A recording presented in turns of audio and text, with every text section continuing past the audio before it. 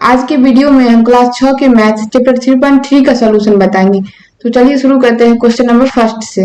Question number first है, निम्नलिखित संख्याओं के मौसो अभाज्य गुणनखंड द्वारा ज्ञात करें।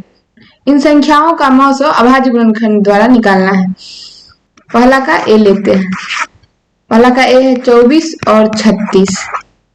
इसका मौसो महत्तम निकालना है अभाज्य गुणनखंड विधि द्वारा।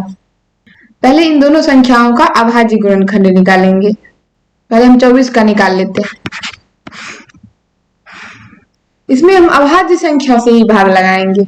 अभाज्य संख्या वैसी संख्या जिसके केवल 2 गुणनखंड हो, तो हमको ऐसी संख्या से भाग लगाना है जिसके केवल 2 गुणनखंड हो। जैसे कि 3 है, इसका 2 ही गुणनखंड होगा, एक 3 और एक 1। इसके अलावा इसका कोई भी गुणनखंड नहीं होगा, इसका केवल 2 गुणनखंड है। तो हम 3 से भाग लगा सकते हैं। 3 हुआ, 5, 7, ऐसी संख्या से हमको भाग लगाना है। जो अंक 1 से कटे और खुद से कटे, ऐसी संख्याओं से इसमें हम भाग लगाएंगे। तो 24 है, 24 हम 2 से भाग लगाते हैं। 2 से लगाएंगे तो 12, फिर 2 से लगाएंगे तो 2 छक 12, फिर 2 से भाग देंगे तो 2 तिया 6। जहां पे अभाज्य संख्या आया वहीं पे छोड़ देंगे। अब हम 36 का निकाल लेते हैं। 36 में 2 से पूरा पूरा भाग लग जाएगा। 18, फिर 2 से 18 में भाग देंगे तो 9, फिर 9 है, ये 3 से पूरा पूरा कट जाएगा, 3 तिया 9। यहाँ पे अभाज्य संख्या आ गया। अब यहीं पे इसको छोड़ देंगे। पहले 24 का जो अभाज्य गुणनखंड निकला है उसको हम लिख लेते हैं। 2 गुना 2 गुना 2 गुना 3। और 36 का है 2 गुना 2 गुना 3 गुना 3। 24 और 36 का अभाज्य गुणनखंड निकल गया। अब इसका महत्तम निकालना है। इस क्वेश्चन में पूछ रहा है कि अभाज्य गुणनखंड द्वारा मौसो ज्ञात करें। अभाज्य गुणनखंड विधि द्वारा महत्तम ज्ञात करने के लिए 24 और 36 का जो हम अभाज्य गुणनखंड निकाले, उस दोनों संख्या के अभाज्य गुणनखंड में जो जो संख्या मिल रहा होगा उसको पहले हम लिख लेंगे। तो इस दोनों संख्या में एक 2 मिल रहा है, फिर 2 ही मिल रहा है, उसके बाद अगला 3 है, इस दोनों संख्या में 3 मिल रहा है। यानी इस दोनों अभाज्य गुणनखंड में हमको 2, 2 और 3 मिल रहा है। अब जो भी संख्या इस दोनों में मिला है उस संख्या को हम गुना कर देंगे। 2 तो 2 गुना 2 गुना 3, 2 दूना 4, 4 तिया 12। तो इसका मौसो हो जाएगा 12। 24 36 का मौसो हो जाएगा, यहाँ पे लिखेंगे मौसो बराबर 12। तो इस प्रकार से हम अभाज्य गुणनखंड विधि द्वारा एचसीएफ ज्ञात कर सकते हैं। तो 24 और 36 का मौसो हो जाएगा 12। अब हम क्वेश्चन नंबर पहला के बी में चलते हैं। पहला का बी है 40 और 60। पहले 40 का अभाज्य गुणनखंड निकाल लेते हैं। 2 से लगाएंगे 20, फिर 2 से लगाएंगे तो 10, फिर 2 से भाग लगाएंगे तो 5। अभाज्य संख्या आ गया तो यहीं पे छोड़ देंगे। अब 60 का निकाल लेते हैं। 2 से लगाएंगे इसमें तो हो जाएगा 30, 2 से भाग लगाएंगे तो 15, फिर 3 से लगाएंगे, 3 पचे 15। जहां पे अभाज्य संख्या आए वहीं पे छोड़ देंगे। अब 40 का जो भी अभाज्य गुणनखंड निकला है उस सबको हम लिख लेते हैं। 2 गुना 2 गुना 2 गुना 5।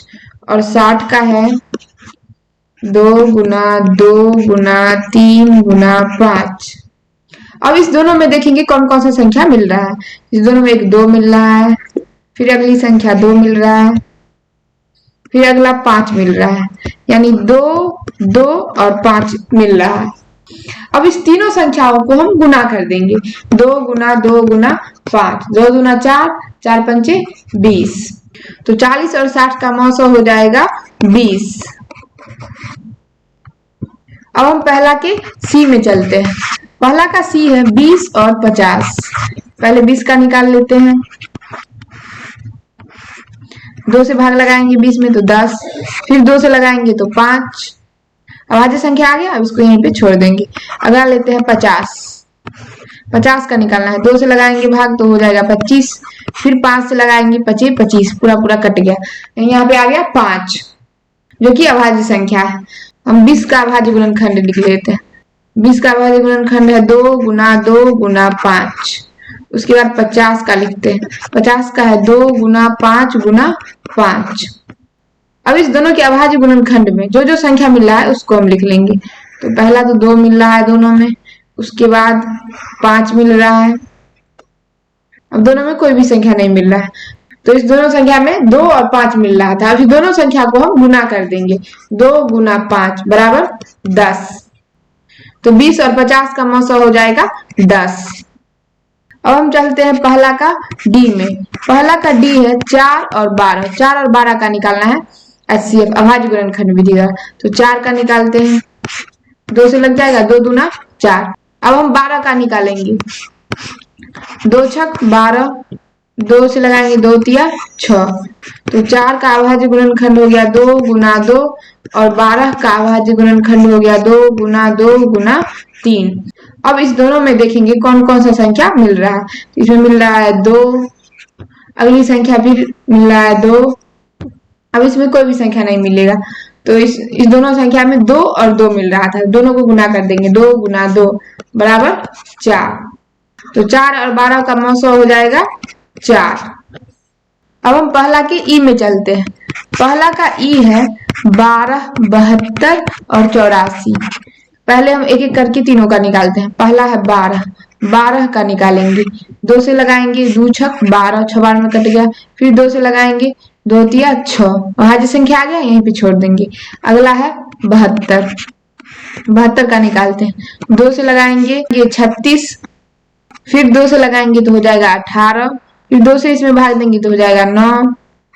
9 है, ये 3 से पूरा पूरा कट जाएगा। 3 तिया 9, अभाज्य संख्या आ गया और यहीं पे इसको छोड़ देंगे। अगला है 84, 84 का निकाल लेते हैं। इसमें 2 से लगाएंगे तो हो जाएगा 42, फिर 2 से लगाएंगे तो हो जाएगा 21, फिर 3 से लगाते हैं तो हो जाएगा 7। अभाज्य संख्या आ गया 7, अब यहीं पे छोड़ देंगे। अब हम तीनों का अभाज्य गुणनखंड लिख लेंगे। तो 12 का अभाज्य गुणनखंड है 2 गुना 2 गुना 3 और 72 का अभाज्य गुणनखंड है 2 गुना 2 गुना 2 गुना 3 गुना 3 और 84 का अभाज्य गुणनखंड होगा 2 गुना 2 गुना 3 गुना 7। अब इस तीनों में देखते हैं कौन कौन सी संख्या मिल रहा है। इस तीनों में एक 2 है जो मिल रहा है। अगली संख्या भी 2 है, 2 मिल रहा है। उसके बाद इस तीनों में 3 मिल रहा है। अब कोई भी संख्या इस तीनों में नहीं मिल रहा है, तो 2 2 3 मिल रहा था। अब तीनों को हम गुना कर देंगे। 2 गुना 2 गुना 3, 2 गुना 4, 4 तिया 12। तो 12, 72, 84 का 100 हो जाएगा 12। अब हम चलते हैं पहला के एफ में। पहला का एफ है 70, 105 और 175। तो पहले हम 70 का निकाल लेते हैं। 2 से लगाएंगे तो हो जाएगा 35, फिर 5 से लगाते हैं, 5 सते 35। अभाज्य संख्या आ गया, यहीं पे छोड़ देंगे। अब हम 105 का निकालेंगे। इसमें 3 से पूरा पूरा भाग लग जाएगा। 3 से लगाएंगे, 3 तिया 9, 10 में से 9 गया 1, 5 3 5 15, फिर 5 से लग जाएगा, 5 सते 35। अब अगला है 175, 175 का निकालेंगे। तो 5 से लगाते हैं, 5 तिया 15, 7 में 5 गया 2, 2 5 25, 25, फिर 5 से लगाएंगे, 5 सते 35। अब हम तीनों का अभाज्य गुणनखंड लिख लेते हैं। तो पहले 70 का लिखते हैं। तो 70 का अभाज्य गुणनखंड है 2 गुना 5 गुना 7। उसके बाद 105 का गुणनखंड है 3 गुना 5 गुना 7। उसके बाद 175 है, 175 का गुणनखंड है 5 गुना 5 गुना 7। अब इस तीनों में देखेंगे कौन कौन सी संख्या मिल रहा है। इस तीनों में एक 5 है जो तीनों में है, उसके बाद 7 है जो तीनों में है।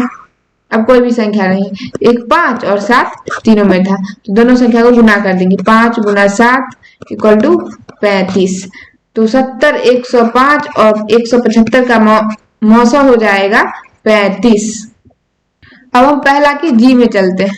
पहला का जी है 91, 112 और 49। पहले हम 91 का निकाल लेते हैं। 91 है, ये 7 से पूरा पूरा कट जाएगा। 7 से लगाएंगे, 7 एकम 7, 9 में 7 गया 2, 21, 7 या 21, 13 आ गया जो कि अभाज्य संख्या, यहीं पे छोड़ देंगे। अब अगला है 112, इसका निकालेंगे। 2 से लगाएंगे, 2 पंचे 10, 0 1 2 2 6 12, फिर 2 से लगाएंगे, 2 दूना 4, 5 में 4 गया 1, 6 16, 2 8 16, फिर ये 2 से कट जाएगा, 2 एकम 2, 2 चौक 8, फिर 2 से लगाएंगे, 2 सते 14, अभाज्य संख्या आ गई, यहीं पे छोड़ देंगे। अगला है 49, 49 का निकालते हैं। 7 से लगाएंगे, 7 सते 49, अभाज्य संख्या आ गई, यहीं पे इसको छोड़ देंगे। अब हम तीनों संख्याओं का अभाज्य गुणनखंड लिख लेंगे।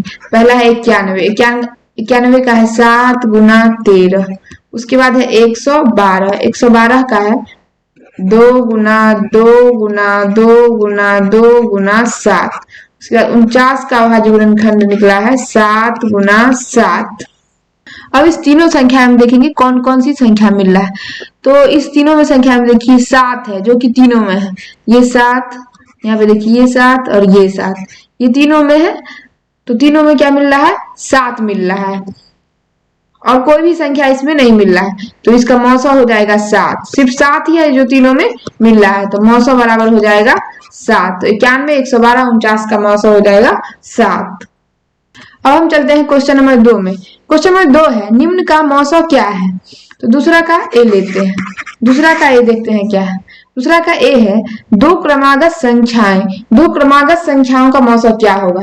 क्रमागत मतलब होता है लगातार, दो लगातार संख्याओं का मौसा क्या होगा। तो दो लगातार कोई भी संख्या लेते हैं, जैसे कि 3 और 4 लगातार संख्या है, 3 4 का मौसा निकालते हैं। एक बार में लगाएंगे, 4 में 3 घटाएंगे 1, फिर यहाँ से उतारेंगे 3, 1 से 3 में भाग देंगे तो 3 कट गया। तो इसका मौसा क्या आ गया, इसका मौसा आ गया 1। और भी संख्या ले लेते हैं, जैसे कि 5 और 6 लेते हैं। 5 6 का महत्तम निकालते हैं। तो एक बार में लगाएंगे 5, 6 में से 5 घटाएंगे 1, ऊपर से उतारेंगे 5, 5 बार में कट गया ये। तो इसका मौसा क्या आ गया, इसका मौसा आ गया 1। यानी कि लगातार संख्याओं का मौसा आ रहा है 1। कोई भी संख्या लगातार संख्या लेंगे तो उसका मौसा क्या आएगा, 1 आएगा। तो इस क्वेश्चन में पूछ रहा है दो क्रमागत संख्याओं का मौसा क्या होगा, इसका आंसर हो जाएगा 1। तो दो क्रमागत संख्याओं का मौसा हो जाएगा 1। अब हम दूसरा के बी में चलते हैं। दूसरा का बी है, दो क्रमागत सम संख्या, यानी दो क्रमागत सम संख्या का मौसा निकालना है जो कितना आएगा।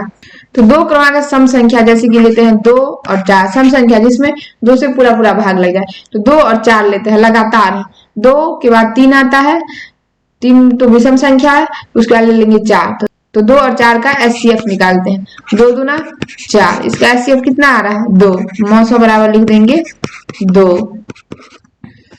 अगला संख्या लेते हैं 6 और 8। 6 8 का मौसा निकालते हैं। 6 एक बार में 8 में 6 गया 2, ऊपर से उतारेंगे 6, 2 तिया 6।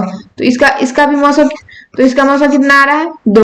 यानी कोई भी दो लगातार सम संख्याओं का मौसा कितना आएगा 2 आएगा। तो दो क्रमागत सम संख्याओं का मौसा हो जाएगा 2।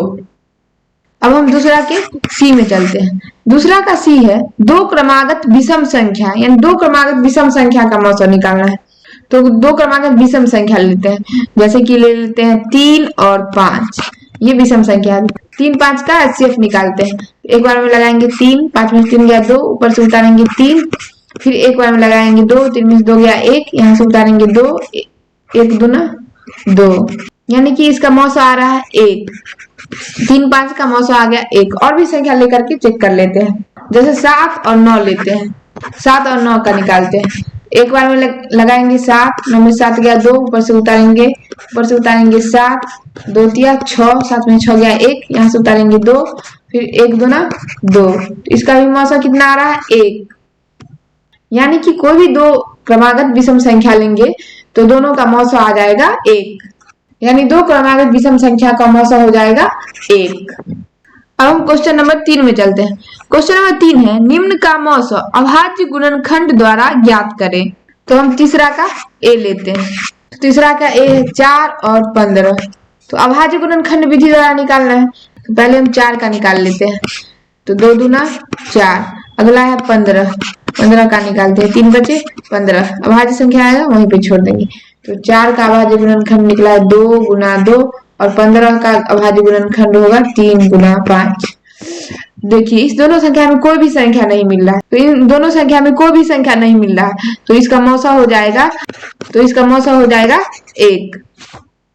अब हम तीसरा का बी लेते हैं। तीसरा का बी है 8 और 9। पहले 8 का निकाल लेते हैं। 2 चौक 8, 2 दूना 4, फिर 9 का निकालेंगे। 3 तिया 9। तो 8 का अभाज्य गुणनखंड हो गया 2 गुना 2 गुना 2 और 3 का अभाज्य गुणनखंड हो गया 3 गुना 3। अब इस दोनों संख्या में तो कोई भी संख्या नहीं मिल रहा है, तो इसका मौसा कितना हो जाएगा? 1 हो जाएगा। इसका मौसा हो जाएगा 1। इस दोनों संख्या में कोई भी संख्या नहीं, 1 को छोड़ के कोई भी संख्या नहीं मिल रहा, तो इसका मौसा हो गया 1। अब हम पहला के सी में चलते हैं। पहला का सी है 4 और 13। तो पहले हम 4 का अभाज्य गुणनखंड निकालेंगे। 2 दूना 4। अगला है 13। 13 तो किसी से भी नहीं कटेगा। 13 तो 1 और 13 छोड़ के किसी से भी नहीं कटेगा, क्योंकि खुद ही अभाज्य संख्या है। तो 4 का अभाज्य गुणनखंड हो गया 2 गुना 2। तो 13 का अभाज्य गुणनखंड निकालना। 13 का अभाज्य गुणनखंड क्या हो जाएगा?